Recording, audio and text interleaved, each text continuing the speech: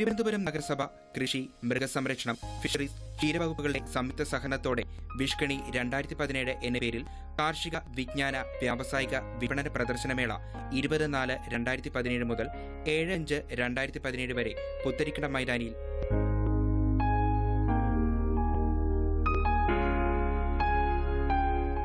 ഇവിടെ ഞാൻ കാണുന്ന ഒരു പ്രത്യേകത എന്ന് പറയുന്നത് സാധാരണ മേളകളിൽ നിന്ന് വ്യത്യസ്തമായിട്ട് അറിവിന് പ്രാധാന്യം കൊടുക്കുന്ന, വിജ്ഞാനത്തിന് പ്രാധാന്യം കൊടുക്കുന്ന ഒരു മേളയായിട്ട് ഇത് ഓർഗനൈസ് ചെയ്യാൻ കോർപ്പറേഷന് സാധിച്ചു എന്നുള്ളതാണ്. ഇപ്പൊ കൃഷി വകുപ്പിൻ്റെതായിട്ടുള്ള പ്രവർത്തനങ്ങൾ, മൃഗസംരക്ഷണ വകുപ്പിന്റെ പ്രവർത്തനങ്ങൾ, ഫിഷറീസിന്റെ പ്രവർത്തനങ്ങൾ, വ്യവസായ വകുപ്പിന്റെ പ്രവർത്തനങ്ങൾ, അങ്ങനെ ഇത്തരം വകുപ്പുകളുടെ വിപുലമായിട്ടുള്ള പ്രവർത്തനങ്ങൾ അത് ജനങ്ങളിൽ എത്തിക്കാൻ വേണ്ടിയിട്ടുള്ള പരിശ്രമം. ഒരു കച്ചവടമല്ല, ഇപ്പൊ പലയിടത്തും നടക്കുന്ന കച്ചവടമാണ്. ഒരുപാട് സ്റ്റാളുകളൊക്കെ നടത്തുക എന്നുള്ള, സ്റ്റാളുകൾ കൊടുക്കുന്നത് കച്ചവട സ്ഥാപനങ്ങൾക്ക് സ്റ്റാളുകൾ കൊടുക്കുക, കച്ചവടം നന്നായിട്ട് നടത്തുക. വൈവിധ്യങ്ങളാർന്ന പരിപാടികളാണ് ഇതുമായി ബന്ധപ്പെട്ട് ഒരുക്കിയിരിക്കുന്നത്. സത്യത്തിൽ ഈ മേളയുടെ കൊഴുപ്പെന്ന് പറയുന്നത് കലാസാംസ്കാരിക പ്രകടനങ്ങൾ കൂടിയാണ്. അതിനും കൂടി വേണ്ടിയാണ് നിങ്ങളെല്ലാവരും മേള കാണുക, കലാപ്രകടനങ്ങൾ കണ്ട് മതിവരുവോളം മതിമറന്ന് ആഹ്ലാദിക്കുക, സന്തോഷിക്കുക. ഈ ഒരു ബൃഹത്തായിട്ടുള്ള ലക്ഷ്യം പൂർത്തീകരിക്കുന്ന ഈ മേളയുടെ ഔപചാരികമായിട്ടുള്ള ഉദ്ഘാടനം ഈ സായം സന്ധ്യയെ സാക്ഷിയാക്കി നിങ്ങളെ എല്ലാവരെയും മുൻനിർത്തി നിർവഹിച്ചതായി അറിയിച്ചുകൊണ്ട് ഞാൻ എൻ്റെ വാക്കുകൾ അവസാനിപ്പിക്കുന്നു. നന്ദി, നമസ്കാരം. പൊതുമേഖലാ സ്ഥാപനങ്ങളായ Kerala agro industries corporation, meat products of India, Kerala livestock development board, Milma, police വകുപ്പ്, എക്സൈസ് വകുപ്പ്, കേരള കാർഷിക സർവകലാശാല, ഭാരതീയ ചികിത്സാ വകുപ്പ്, central marine fisheries, TBGRI, ISRO എന്നിവയും ഈ സംരംഭത്തിൽ പങ്കാളികളാണ്.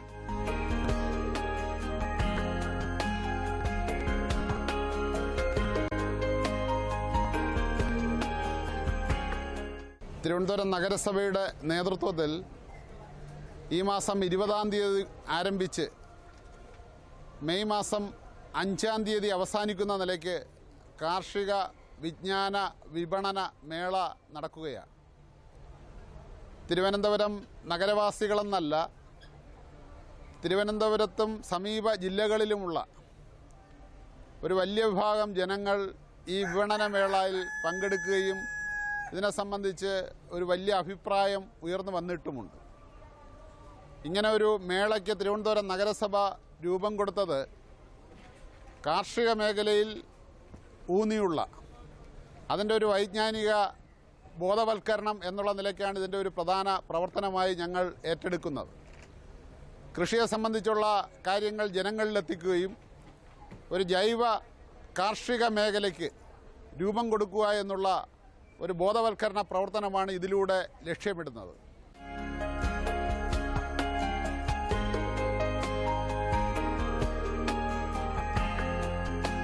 പ്രവേശന കവാടത്തിലേക്ക് കടക്കുന്ന കാണികൾക്ക് ഒരു ഘോര വനാന്തരത്തിലേക്ക് എത്തിപ്പെട്ട അനുഭവം ഉണ്ടാകുന്നു.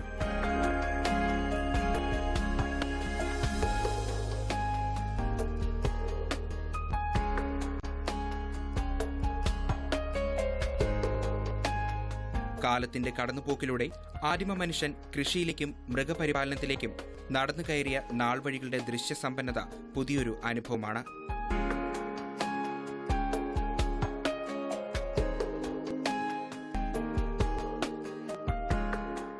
വിഷുക്കണി 2017 നഗരസഭയുടെ പ്ലാൻ ഫണ്ടിൽ ഉൾപ്പെടുത്തി നടപ്പിലാക്കുന്ന ഒരു പദ്ധതിയാണ്.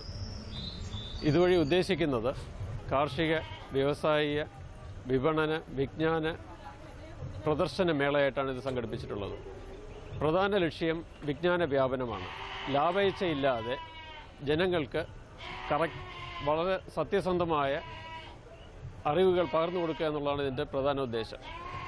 ഇതിൽ മൃഗസംരക്ഷണ വകുപ്പ്, കൃഷി വകുപ്പ്, ക്ഷീരവികസന വകുപ്പ്, ഫിഷറീസ് വകുപ്പ് തുടങ്ങിയ സർക്കാർ വകുപ്പുകളും കൃഷി വകുപ്പിൻ്റെ Kerala agro industries corporation, VFPCK മുതലായ മാർക്കറ്റിംഗ് സ്ഥാപനങ്ങളും കാർഷിക സർവകലാശാല, marine fisheries institute, central marine fisheries institute തുടങ്ങിയവയും വളരെ വിപുലമായ രീതിയിൽ തന്നെ പങ്കെടുക്കുന്നുണ്ട്. ഈ സ്ഥാപനങ്ങളുടെ എല്ലാം തന്നെ വളരെ വിശാലമായ പുതിയ രീതിയിൽ ആവിഷ്കരിച്ചിട്ടുള്ള സ്റ്റാളുകളും ഇതിൻ്റെ പ്രത്യേകതയാണ്. കയറിക്കഴിഞ്ഞാൽ ആദ്യം കാണുന്ന സ്റ്റാൾ മൃഗസംരക്ഷണ വകുപ്പിൻ്റെ സ്റ്റാളാണ്. ഇതിൽ പഴയ രീതിയിൽ ഉള്ള തൊഴുത്ത്, കാലിത്തൊഴുത്ത്, പരമ്പരാഗത രീതിയിലുള്ള കാലിത്തൊഴുത്ത്, അത് കഴിഞ്ഞ് ഇപ്പോൾ നിലവിലുള്ള ഏറ്റവും ലേറ്റസ്റ്റ് ആയിട്ടുള്ള നേച്ചർ ഫ്രഷ് മോഡലിലുള്ള കാലിത്തൊഴുത്ത്, ഇത് രണ്ടും നിർമ്മിച്ച് അതിൽ പശുക്കളെ നിർത്തിയിരിക്കുകയാണ്. ഇതിൻ്റെ ഉദ്ദേശം ജനങ്ങൾക്ക് കാണുമ്പോൾ രണ്ടിൻ്റെ വ്യത്യാസം നേരിട്ട് മനസ്സിലാക്കുന്നതിനും അതുവഴി നമ്മളെ മേഖലയിൽ എന്തുമാത്രം പുരോഗതി ഉണ്ടായിട്ടുണ്ടെന്നുള്ളതിന് വിലയിരുത്തുന്നതിനുമുള്ള ഒരു അവസരമാണ്. ഇത് ആരും തന്നെ ഒരു ഡിസ്ക്രിപ്ഷനും പറഞ്ഞു കൊടുക്കാതെ ആ കാണികൾക്ക് തന്നെ നേരിട്ട് മനസ്സിലാക്കാൻ സാധിക്കുന്ന രീതിയിലാണ് ഇത് ഒരുക്കിയിട്ടുള്ളത്. മൃഗസംരക്ഷണ വകുപ്പ് ഒരുക്കിയിട്ടുള്ള പരമ്പരാഗത രീതിയിലുള്ള കാലിത്തൊഴുത്തും കോഴിക്കോടും ആധുനിക രീതിയിലുള്ള നേച്ചർ ഫ്രഷ് മാതൃകാ കാലിത്തൊഴുത്തും കോഴി വളർത്തുന്ന കേജ് സിസ്റ്റവും ശാസ്ത്രീയമായ ആട്ടിൻകൂടും പ്രദർശിപ്പിച്ചിട്ടുണ്ട്.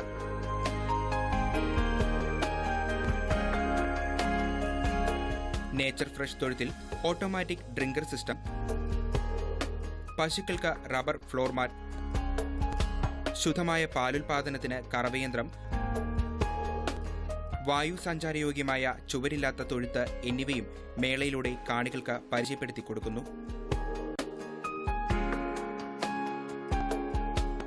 തിരുവനന്തപുരം നഗരസഭ സംഘടിപ്പിച്ചിരിക്കുന്ന വിഷുക്കണി 2017 ഭാഗമായി മൃഗസംരക്ഷണ വകുപ്പ് സംഘടിപ്പിച്ചിട്ടുള്ള ഈ സ്റ്റാളിൽ 2 രീതിയിലുള്ള തൊഴുത്തുകളാണ് സജ്ജീകരിച്ചിരിക്കുന്നത്. ഒന്ന് പരമ്പരാഗത രീതിയിലുള്ള തൊഴുത്തും, 2 നേച്ചർ ഫ്രഷ് മാതൃകയിലുള്ള തൊഴുത്തും. ഈ നേച്ചർ ഫ്രഷിൻ്റെ പ്രത്യേകത ശുദ്ധമായ പാലുൽപാദനവും തൊഴുത്ത് ക്ലീനിങ് വളരെ ഈസി ആക്കുന്നതുമാണ്. ഒരു പശുവിന് ശരാശരി 165 സെൻറ്റിമീറ്റർ നീളമുണ്ട്. ആ രീതിയിലാണ് തൊഴുത്തിൻ്റെ നീളം ക്രമീകരിച്ചിരിക്കുന്നത്. 2 പശുക്കളുടെ ഇടയിലുള്ള അകലം 115 സെൻറ്റിമീറ്റർ ആയിട്ടാണ് സജ്ജീകരിച്ചിരിക്കുന്നത്. തൊഴുത്തിൻ്റെ നീളം 165 സെൻറ്റിമീറ്ററായി നിർമ്മിച്ചിട്ടുള്ളതിനാൽ ഈ ഡങ് ചാനലിലേക്ക് ഡയറക്റ്റായിട്ട് വിസർജ്യങ്ങൾ വീഴുന്നു. അതിന് പുറകിലായിട്ടാണ് 1.5 അടി നീളത്തിൽ യൂറിൻ ചാനലും സജ്ജീകരിച്ചിരിക്കുന്നത്. ചാണകവും മൂത്രവും പ്രത്യേകം കളക്ട് ചെയ്യാൻ പറ്റുന്നതാണ് നേച്ചർ ഫ്രഷിൻ്റെ പ്രത്യേകത. പശുക്കൾക്ക് പുല്ലിന് വേണ്ടിയിട്ട് പ്രത്യേക പുൽത്തൊട്ടിയും ഓട്ടോമാറ്റിക് ഡ്രിങ്കിംഗ് സിസ്റ്റവും ഇവിടെ സജ്ജീകരിച്ചിരിക്കുന്നു. ഓട്ടോമാറ്റിക് ഡ്രിങ്കിംഗ് സിസ്റ്റം പൈപ്പിൽ നിന്ന് ഡയറക്റ്റ് കണക്ഷനാണ് കൊടുത്തിട്ടുള്ളത്. ആയതിനാൽ 24 മണിക്കൂറും പശുക്കൾക്ക് ജലലഭ്യത ഉറപ്പുവരുത്തുന്നു. ഒരു പശുവിന് ശരാശരി 80 മുതൽ 100 ലിറ്റർ വെള്ളം ആവശ്യമാണ്. പശുക്കൾക്ക് ആവശ്യമുള്ള സമയത്തെല്ലാം വെള്ളം ലഭ്യമാകുന്നു എന്നുള്ളതാണ് ഇതിൻ്റെ പ്രത്യേകത. തൊഴുത്തിന് സൈഡ് വോൾസ് ഒന്നും കെട്ടാതെ ആവശ്യത്തിനനുസരിച്ച് കാറ്റും വെളിച്ചവും കിട്ടുന്ന രീതിയിലാണ് തൊഴുത്ത് ക്രമീകരിച്ചിരിക്കുന്നത്. അസുഖങ്ങൾ ഇതുമൂലം വളരെയധികം കുറയ്ക്കാൻ സാധിക്കുന്നുണ്ട്. പാല് കറവയ്ക്ക് വേണ്ടിയിട്ട് മിൽക്കിംഗ് മെഷീനാണ് ഇവിടെ ക്രമീകരിച്ചിരിക്കുന്നത്. ആയതിനാൽ ശുദ്ധമായ പാലുൽപാദനം ഉറപ്പുവരുത്തുന്നുണ്ട്. കേരളത്തിന്റെ തനതായ വെച്ചൂർ പശുവും കാസർഗോഡ് കുള്ളനും ഗുജറാത്തിന്റെ ഗീറും സങ്കരയിനം ഹോൾസ്റ്റൈൻ ഫ്രീഷ്യൻ ജേഴ്സിയും മേളയുടെ ഭാഗമായി പ്രദർശിപ്പിച്ചിട്ടുണ്ട്.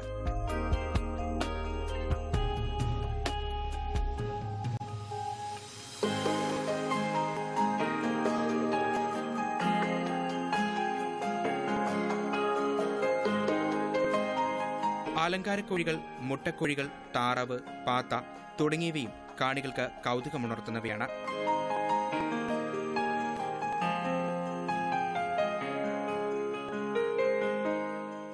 മൂന്ന് രീതികളിൽ കോഴികളെ നമുക്ക് വീട്ടാവശ്യത്തിനായിട്ട് വളർത്താവുന്നതാണ്. ഒന്നാമത്തെ രീതി എന്ന് പറഞ്ഞാൽ കാലത്ത് കോഴികളെ അഴിച്ചുവിടുകയും രാത്രികാലങ്ങളിൽ അതിന് താമസിക്കാനായിട്ടൊരു കൂട് പ്രൊവൈഡ് ചെയ്യുന്ന ബാക്ക് യാർഡ് പൗൾട്രി സിസ്റ്റം. അതിൽ നമുക്ക് ഒരു കോഴിക്ക് 4 അടി നീളവും 3 അടി വീതിയും ഉള്ള കൂട് മരം കൊണ്ടോ നെറ്റ് കൊണ്ടോ പണിത് മുകളിൽ ഓട്, ഓല എന്നിവ വെച്ച് മേഞ്ഞ് ഉണ്ടാക്കാവുന്നതാണ്. ഈ കൂട് പൊക്കത്തിൽ വെക്കേണ്ടതാണ്. അതിൽ നമുക്ക് 10 മുതൽ 12 വരെ കോഴികളെ വളർത്താവുന്നതാണ്. അതിൽ തീറ്റയും വെള്ളവും അതിന് വെച്ച് കൊടുക്കേണ്ടതുമാണ്. കേരളത്തിൻ്റെ കാലാവസ്ഥയ്ക്ക് ഏറ്റവും അനുയോജ്യമായിട്ടുള്ള രീതിയാണത്. പിന്നെ ഇപ്പോൾ 10 12 കൂടുതൽ കോഴികളെ നമുക്ക് വളർത്തണമെന്നുണ്ടെങ്കിൽ ഡീപ്പ് ലിറ്റർ സമ്പ്രദായത്തിൽ വളർത്താം. ഡീപ്പ് ലിറ്റർ സമ്പ്രദായം എന്ന് പറഞ്ഞാൽ കോൺക്രീറ്റ് ഫ്ലോറിൽ ലിറ്റർ ഇട്ടുകൊണ്ട്, ലിറ്റർ ഒരു അറക്കപ്പൊടിയാണ് ഉപയോഗിക്കുന്നത്, അത് തറയിൽ പാകിക്കൊണ്ട് ഒരു 8 ഇഞ്ച് പൊക്കത്തിൽ ചുറ്റും ഇഷ്ടികയോ കോൺക്രീറ്റോ വോൾ കെട്ടുന്നു.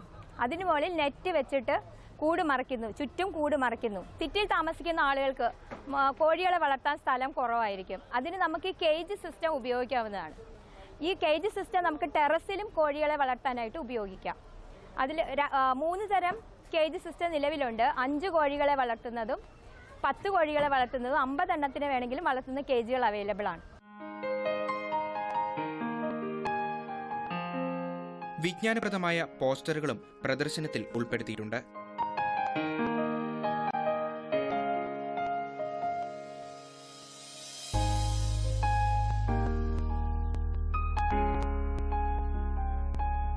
കൃഷിവകുപ്പിന്റെ പാടശേഖരം കാണികൾക്ക് കൗതുകം പകരുന്നു.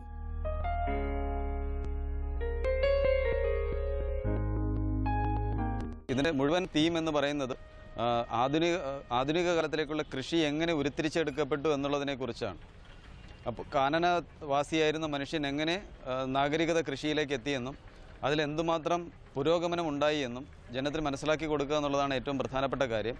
അതിൽ ആധുനിക കൃഷി സങ്കേതങ്ങളെക്കുറിച്ചുള്ള എങ്ങനെ പ്രാവർത്തികമാക്കാം എന്നുള്ളത് ഈ ചുറ്റുവട്ടത്ത് കാണുന്ന ലൈവ് ഫീൽഡുകൾ വഴി നമ്മളിതിനകത്ത് ഈ പ്രദർശനത്തിൽ മനസ്സിലാക്കി കൊടുക്കുന്നുണ്ട്.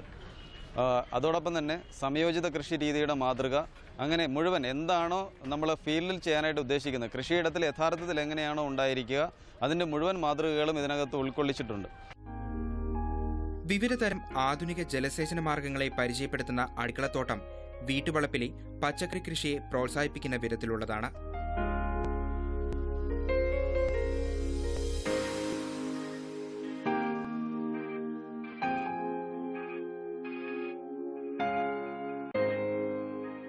ഈ മേളയിൽ 5 തരത്തിലുള്ള കൃഷി സമ്പ്രദായങ്ങളാണ് ഇവിടെ കാണിച്ചിട്ടുള്ളത്. ഒന്ന് വെർട്ടിക്കൽ ഹൈഡ്രോപോണിക്സ്, രണ്ടാമത് ഡ്രിപ്പ് കൊടുത്തിട്ടുള്ള ടെറസ് കൃഷി, മൂന്നാമതായിട്ട് ഡ്രിപ്പ് സിസ്റ്റത്തിലൂടെയുള്ള നനയ്ക്കുന്ന രീതികൾ, പിന്നെ പ്ലാസ്റ്റിക് മൾച്ചിങ്, അവസാനമായിട്ട് കിച്ചൺ ഗാർഡൻ. ഈ 5 രീതികളാണ് ഇവിടെ കാണിച്ചിട്ടുള്ളത്. അടുക്കളത്തോട്ടത്തിനോട് ചേർന്ന് പ്രദർശിപ്പിച്ചിരിക്കുന്ന മുള കൊണ്ടുള്ള വീട്, ടെറസ് കൃഷി മാതൃക, പ്ലാസ്റ്റിക് മൾച്ച് എന്നിവയും കാഴ്ചക്കാരെ ആകർഷിക്കുന്നു. CMFRയുടെ മറൈൻ അക്വേറിയം അപൂർവീനം കടൽ മത്സ്യങ്ങളെ കാണികൾക്ക് പരിചയപ്പെടുത്തി കൊടുക്കുന്നു.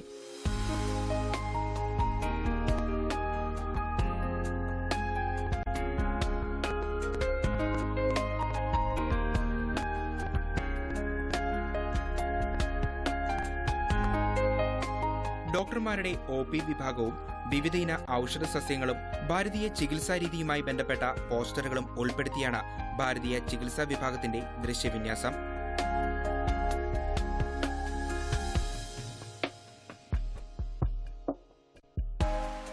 കേരള കാർഷിക സർവകലാശാലയുടെ ഗിഗിൻസ് മാതൃകയിലുള്ള വെർട്ടിക്കൽ ഫാം എയർപോർട്ടും ആധുനിക രീതിയിലുള്ള കൃഷിരീതികളും മേളയുടെ മറ്റൊരു ആകർഷണമാണ്.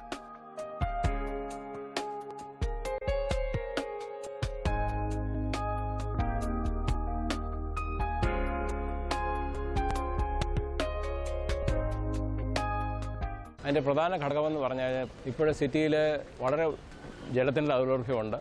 അതോടൊപ്പം തന്നെ ജൈവ പച്ചക്കറികൾക്ക് ദൗർലഭ്യമുണ്ട്. അതിനേക്കാൾ ഉപരി ഇന്ന് കെമിക്കലിടാത്ത മത്സ്യം കിട്ടാൻ വളരെ ബുദ്ധിമുട്ടാണ്.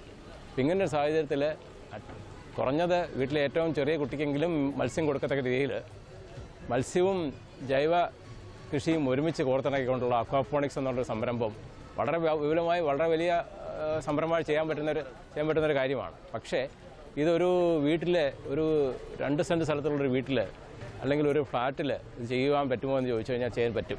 അപ്പോൾ അതിന് ഞങ്ങൾ കോർത്തിണക്കിയ ഒരു സംരംഭമാണ് മൈക്രോ അക്വാപോണിക്സ് യൂണിറ്റ്. അതായത് ഒരു 4 അടി നീളം 2 അടി വീതിയുള്ള ഏത് സ്ഥലത്തും വയ്ക്കാം. ഇതിൻ്റെ പ്രധാന ഘടകങ്ങളെന്ന് പറഞ്ഞാൽ ഒരു ടാങ്ക്. ഇവിടെ ടാങ്ക് എന്ന് പറഞ്ഞാൽ ഒരു 50 ലിറ്റർ ഒരു ടാങ്ക്. ആ ടാങ്കിനകത്ത് സാധാരണ രീതിയിൽ നമ്മൾ ചെയ്യുകയാണെങ്കിൽ ഒരു 2 മീൻ ഇടാൻ പറ്റുള്ളൂ. പക്ഷേ ഇവിടെ നമ്മൾ 25 മീൻ വരെ ആ ഒരു ടാങ്കിനകത്തേക്ക് നിക്ഷേപിക്കാൻ പറ്റും. അതായത് വളരെ സ്വാദിഷ്ടമായ ജനറ്റിക്കലി ഇംപ്രൂവ്ഡ് ഫാം തിലോപ്പിയാണ് നമ്മളിപ്പോൾ ഉപയോഗിച്ച് വരുന്നത്. അല്ല കാർപ്പ് ഉപയോഗിക്കാം, മറ്റെന്ത് മീനും ഉപയോഗിക്കാം. അപ്പോൾ ഈ 25 മീൻ ഇട്ട് കഴിയുമ്പോഴുള്ള പ്രധാന പ്രശ്നം ഈ വെള്ളത്തിനകത്ത് തീറ്റയും കൊടുത്തു കഴിയുമ്പോൾ മീനിൻ്റെ കഷ്ടങ്ങളെല്ലാം കൂടി ചേർന്ന് ഈ വെള്ളം മാറ്റുന്നില്ല. 50 ലിറ്റർ അവിടെ തന്നെ നിർത്തിയിരിക്കുകയാണ്. കൂടിപ്പോയാൽ മാസം ഒരു 1 ലിറ്റർ വെള്ളമേ അഡീഷണലായിട്ട് കൊടുക്കുന്നുള്ളൂ. അപ്പോൾ ഈ വെള്ളത്തിന് ശുദ്ധി ചെയ്യണമെന്നുണ്ടെങ്കിൽ അമോണിയ നിറഞ്ഞിരിക്കുന്ന ഈ വെള്ളത്തിനെ നമുക്ക് ശുദ്ധി ചെയ്യാൻ വേണ്ടിയിട്ട് ആ വെള്ളത്തിൽ തന്നെ ഒരു ബയോഫിൽറ്റർ ഉൾപ്പെടുന്ന ഒരു സബ്മർസിബിൾ പമ്പിട്ട് ആ വെള്ളത്തിനെ അതിൽ നിന്ന് പമ്പ് ചെയ്ത് മുകളിൽ പോയി ആ 2 ഗ്രോ ബെഡ് കൊടുത്തിട്ടുണ്ട്. ആ ഗ്രോ ബെഡിനകത്ത് ഗ്രാവലും ഉണ്ട്, പോട്ടും ഉണ്ട്. ആ 2 ഗ്രോ ബെഡിനകത്ത് ഈ ഗ്രാവൽ ബെഡിനകത്തോട്ടും പോട്ട് ബെഡിനകത്തോട്ടും വെള്ളം പോയി ശുദ്ധീകരിച്ച് തിരിച്ചു വന്ന് ശുദ്ധമായ ജലം പിന്നെ കിട്ടിക്കൊണ്ടിരിക്കുന്നു. ഇത് 24 മണിക്കൂർ നമുക്ക് വർക്ക് ചെയ്തുകൊണ്ടിരുന്നു കഴിഞ്ഞാൽ വേണമെങ്കിൽ കറണ്ടില്ലാത്ത ഒരു 2-3 മണിക്കൂറാണ്, പ്രശ്നങ്ങളൊന്നുമില്ല. ഇനി വീട്ടിലാണെങ്കിൽ ഒരു ഇൻവെർട്ടറിൻ്റെ സഹായത്തോടെ തന്നെ വർക്ക് ചെയ്യാൻ പറ്റും. ഏതാണ്ട് പവർ കൺസംഷൻ എന്ന് പറഞ്ഞാൽ ലെസ് ദാൻ ഒരു 25 വാട്ടിന് താഴെയാണ് അതിൻ്റെ പവറിൻ്റെ കൺസംഷൻ. 24 മണിക്കൂറും വർക്ക് ചെയ്താൽ ഒരു ബുദ്ധിമുട്ടുമില്ല. ഇങ്ങനെ ചെയ്ത് കഴിഞ്ഞാൽ ഒരു 25 മീൻ 200 ഗ്രാം വെച്ച് കണക്കാക്കി നോക്കുക. അതുപോലെ തന്നെ ഗ്രീൻസ്, അതായത് വാട്ടർ സ്പൈനാഷ്, ചീരച്ചേമ്പ്, തുളസി, വീട്ടിൽ ഫ്രാഗ്രൻസ് വരുന്ന തുളസി, ചീര, എന്തും ഒരു 25ഓളം ചെടികൾ അതിനകത്ത് വളർത്താൻ പറ്റും. വ്യവസായാടിസ്ഥാനത്തിൽ ഏതെങ്കിലും ഒരു സ്വയം സഹായ സംഘം ചെയ്യുകയാണെങ്കിൽ അതിൻ്റെ വിലയെന്ന് പറയുന്നത് തുലം 1500-2000 രൂപയ്ക്കകത്ത് നിർത്താൻ പറ്റുന്നതേ ഉള്ളൂ. എല്ലാ ദിവസവും കൃഷി, മൃഗസംരക്ഷണം, ആയുർവേദം തുടങ്ങിയവയുമായി ബന്ധപ്പെട്ട വിഷയങ്ങളെ ആസ്പദമാക്കിയുള്ള സെമിനാറുകളും ചർച്ചയും പ്രഭാഷണവും പ്രദർശന നഗരിയിൽ ഒരുക്കിയിട്ടുണ്ട്.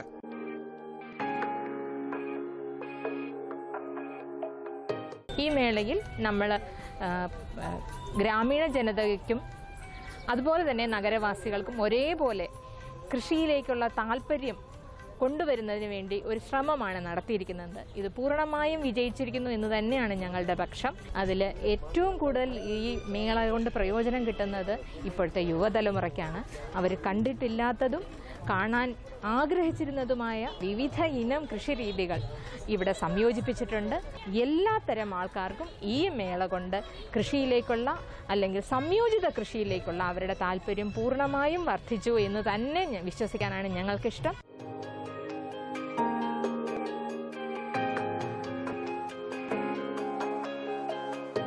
ഈ കാർഷിക മേള വ്യത്യസ്തവും ആകർഷകവുമായ അനുഭവം പ്രദാനം ചെയ്യുന്നു എന്നാണ് കാണികളുടെ അഭിപ്രായം.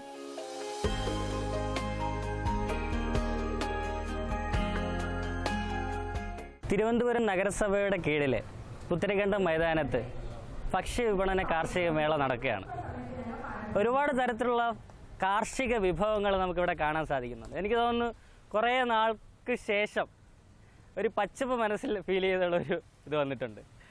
എന്ന് വെച്ച് കഴിഞ്ഞാൽ നമ്മുടെ വീട്ടിൻ്റെ പരിസരത്ത് തന്നെ കൃഷി ചെയ്യാവുന്ന പല വിവിധ ഇനം സസ്യങ്ങൾ, അത് മാവായിക്കോട്ടെ, പ്ലാവായിക്കോട്ടെ, അങ്ങനെ പലതരത്തിലുള്ള കശുവണ്ടി, അങ്ങനെയുള്ള ഒരുപാട് വിഭവങ്ങൾ ഇവിടെ ഉണ്ട്. മാത്രമല്ല കേരള സർക്കാരിൻ്റെ കീഴിൽ ഫിഷറീസ് വകുപ്പ്, കർഷക സംഘങ്ങൾ, അതായത് കുടുംബശ്രീ യൂണിറ്റുകൾ, അങ്ങനെ ഒരുപാട് തരത്തിലുള്ള ഒരുപാട് യൂണിറ്റുകൾ ഇവിടെ വർക്ക് ചെയ്യുന്നുണ്ട്. അപ്പോൾ എന്തായാലും ഞാനും കുറച്ച് തൈകൾ വാങ്ങിയിട്ടുണ്ട് ഞങ്ങളുടെ ചുറ്റുപാട് നടാൻ വേണ്ടിയിട്ട്. നിങ്ങൾക്ക് ഇത് വളരെ ഉപകാരപ്രദമായിരിക്കും. അതുകൊണ്ട് നിങ്ങൾ മാക്സിമം വന്ന് വാങ്ങുക. ഒരുപാട് കൃഷിയെ നിങ്ങൾ മനസ്സിൽ കൊണ്ടു നടക്കുന്നെങ്കിൽ, നിങ്ങളുടെ മനസ്സിലൊരു കൃഷിക്കാരനുണ്ടെങ്കിൽ, ഒരു പച്ചപ്പ് ഫീൽ ചെയ്യുന്നെങ്കിൽ നിങ്ങൾക്ക് തീർച്ചയായിട്ടും പുത്തരിക്കണ്ടം മൈതാനത്തിൽ വരാം, കണ്ട് ആസ്വദിക്കാം.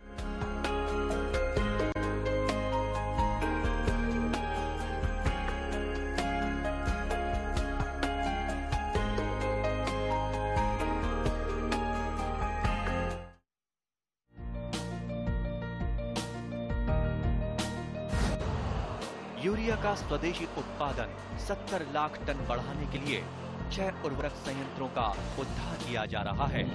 FCIL के गोरखपुर, सिंदरी, तलचर और रामागुंडम संयंत्र, HFCL की बरौनी इकाई और BVFCL की नामरू फोर्थ। सोने पर सुहागा ये है कि देश में अब बनेगा सिर्फ नीम लेपित यूरिया, क्योंकि इससे होगा किसानों का फायदा ही फायदा। अनाज का उत्पादन 10% तक बढ़ेगा। बढ़ेगी 10 से 15% नाइट्रोजन क्षमता।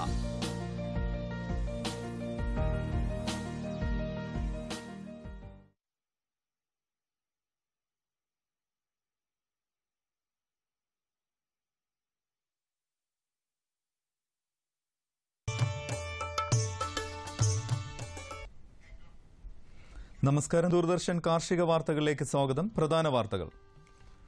മഴവെള്ള സംഭരണത്തിന് ധനസഹായം. നാളികേര സംസ്കരണ യൂണിറ്റുകൾ സ്ഥാപിക്കാൻ സഹായം. ഓമന മൃഗങ്ങളെ സൂര്യാഘാതത്തിൽ നിന്ന് സംരക്ഷിക്കാം. വിശദമായ വാർത്തകളിലേക്ക്. മഴക്കുഴിയിലൂടെയുള്ള മഴവെള്ള സംഭരണത്തിന് ഭൂഗർഭ ജലവകുപ്പ് സഹായം നൽകുന്നു.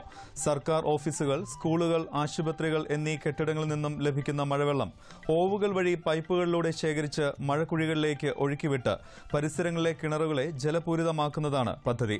ഭൂഗർഭ ജലവിഭവ വകുപ്പിന്റെ എല്ലാ ജില്ലാ ആസ്ഥാനങ്ങളിലുമുള്ള ജില്ലാ ഓഫീസർക്ക് അപേക്ഷ സമർപ്പിച്ചാൽ മഴവെള്ള കൊയ്ത്ത് സംവിധാനം സൌജന്യമായി നിർമ്മിച്ചു നൽകും. വിശദവിവരങ്ങൾക്ക് അതാത് ജില്ലാ ഓഫീസുമായി ബന്ധപ്പെടാവുന്നതാണ്. തിരുവനന്തപുരത്തെ ചപ്പാത്ത് ശാന്തിഗിരി ആശ്രമത്തിൽ ചക്കയിൽ നിന്നുള്ള മൂല്യവർദ്ധിത ഉൽപ്പന്നങ്ങൾ ഉണ്ടാക്കുന്ന സംരംഭങ്ങൾ ആരംഭിക്കാൻ പരിശീലനം നൽകുന്നു. ഈ മാസം 15 മുതൽ 24 വരെയാണ് സൌജന്യ പരിശീലനം സംഘടിപ്പിക്കുന്നത്. അതിയന്നൂർ, നേമം, പാറശാല ബ്ലോക്കുകളിലെ പഞ്ചായത്തിൽ നിന്നും തെരഞ്ഞെടുക്കുന്ന 20 പേർക്കാണ് പരിശീലനം നൽകുക. ഈ മാസം 8-ാം തീയതി രാവിലെ 11 മണിക്ക് അഭിമുഖം നടത്തും.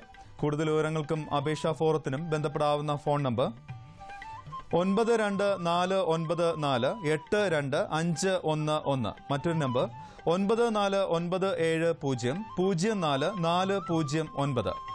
ഇമെയിൽ വിലാസം shantigram kerala@gmail.com. നാളികേര വികസന ബോർഡ് നാളികേര സംസ്കരണ യൂണിറ്റുകൾ സ്ഥാപിക്കുന്നതിനും നവീകരിക്കുന്നതിനും സഹായം നൽകുന്നു. SC, ST സ്ത്രീ സംരംഭകർക്ക് പദ്ധതി ചെലവിന്റെ 33.3%, മറ്റ് സംരംഭകർക്ക് പദ്ധതി ചെലവിന്റെ 25% എന്ന നിരക്കിൽ 50 ലക്ഷത്തിൽ കവിയാത്ത തുകയാണ് ധനസഹായം നൽകുക. താൽപര്യമുള്ള സംരംഭകർ, ഫാർമർ പ്രൊഡ്യൂസർ ഓർഗനൈസേഷൻസ്, NGO, വ്യക്തികൾ, മറ്റ് സ്ഥാപനങ്ങൾ എന്നിവയ്ക്കും അർഹമായ സഹായം നൽകും. വെർജിൻ വെളിച്ചെണ്ണ, തേങ്ങാപ്പാൽ, തേങ്ങാപ്പാൽപ്പൊടി, റെഡി ടു ഡ്രിങ്ക് തേങ്ങാപ്പാൽ ജ്യൂസ്, പാക്ക് ചെയ്ത കരിക്കിൻ വെള്ളം, ചിരട്ടപ്പൊടി, ചിരട്ടക്കരി, ഉത്തേജിത കാർബൺ തുടങ്ങി വിപണിയിൽ ഏറെ ഡിമാൻഡുള്ളതും നൂതനവുമായ നാളികേരാധിഷ്ഠിത ഉൽപ്പന്നങ്ങൾ നിർമ്മിക്കുന്നതിനുള്ള പദ്ധതികൾക്കാണ് സഹായം. കൂടുതൽ വിവരങ്ങൾക്ക് ബന്ധപ്പെടാവുന്ന ഫോൺ നമ്പർ 048423762665. മറ്റൊരു നമ്പർ 23772666. മറ്റൊരു നമ്പർ 23772667.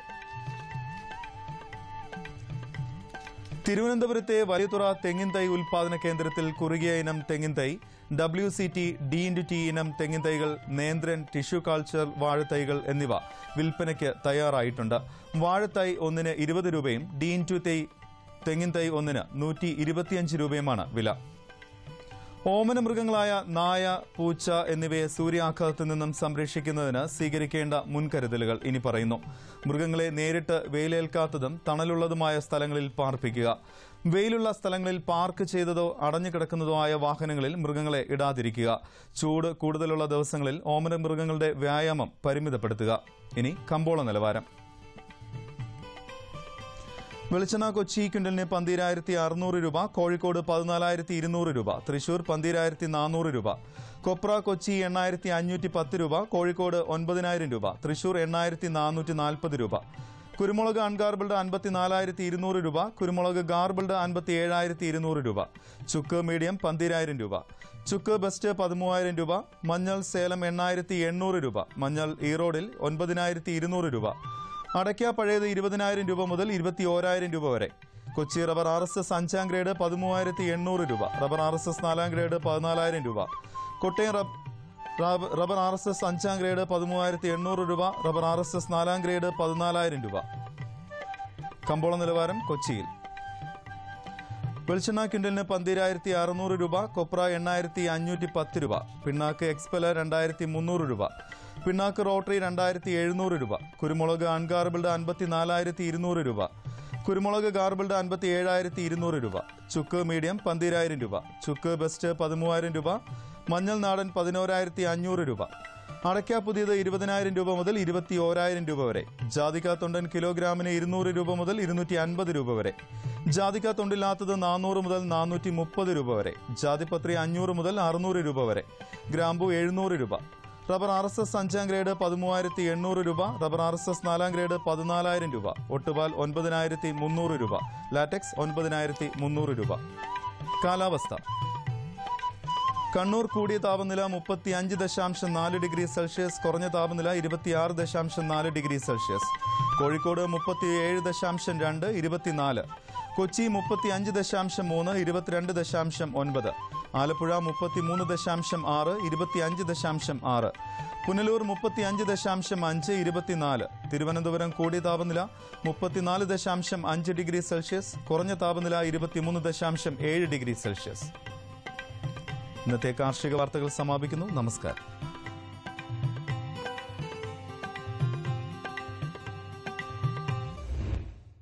किसानों के हित में बड़ा कदम, प्रधानमंत्री कृषि सिंचाई योजना।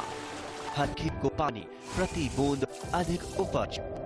सिंचाई के सही तरीकों और जल संरक्षण की नई तकनीकों के साथ बढ़ेगा जमीन का जलस्तर। जिला स्तर पर होगी सिंचाई योजनाएं, असिंचित क्षेत्रों तक पानी पहुंचाकर बढ़ेगा उत्पादन। भारत सरकार की विशाल योजना प्रधानमंत्री कृषि सिंचाई योजना। किसानों के हित में बड़ा कदम, प्रधानमंत्री कृषि सिंचाई योजना। हर खेत को पानी, प्रति बूंद अधिक उपज।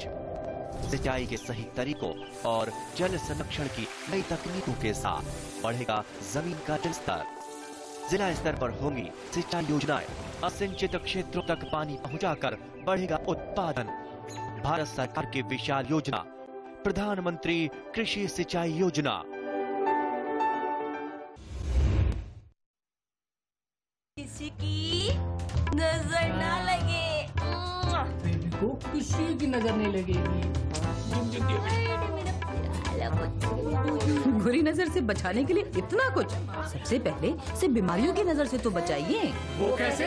संपूर्ण टीकाकरण से। ये बच्चे को कई जानलेवा बीमारियों से जिंदगी भर बचाएगा। 2 साल तक के बच्चों का संपूर्ण टीकाकरण जरूर कराएं। मिशन इंद्रधनुष, जिंदगी इंद्रधनुष बनाए। बच्चे, बूढ़े और औरतें सबसे पहले साइक्लोन शेल्टर की ओर चले। तूफान की संभावना है। चलिए काका, आप लोगों को तो सबसे पहले जाना चाहिए था साइक्लोन शेल्टर। कैसे जाएं बेटा घर बार छोड़कर? कौन ख्याल रखेगा घर का और सामान का? तूफान आदमी और सामान में भेद नहीं करता काका, सब बहा ले जाता है। और जान सलामत रही तो ये घर आप फिर से बना सकते हैं। चलिए साइक्लोन शेल्टर। चलिए काका, आपके हित में तत्पर एनडीए में। मेरे गांव की लड़की रानी है ना, वो इस साल 6ठी में पहुंच गई। और वो बबलू कितना बीमार रहता था बचपन में। माँ बाप भले ही भूल जाए, पर मैं नहीं भूलती। कौन सा टीका लग चुका है, कौन सा टीका लगना है।